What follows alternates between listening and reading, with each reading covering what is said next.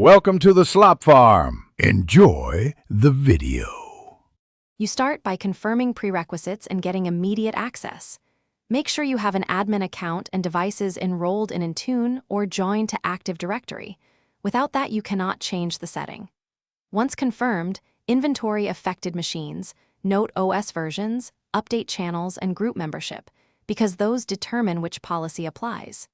Next, capture current configuration for WSUS, update rings, and group policy so you can compare later and roll back if something goes wrong.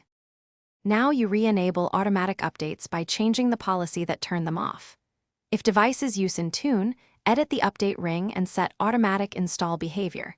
If domain joined, open group policy management and modify Windows update settings to enable scheduled installs. Use PowerShell or Configuration Manager to apply changes in bulk.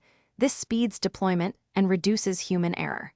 Once done, target a small pilot group, first to verify behavior before wider rollout, and finish by validating the rollout and preparing to troubleshoot. You should monitor update compliance reports, Windows update logs, and Intune or WSUS status to confirm installs are occurring.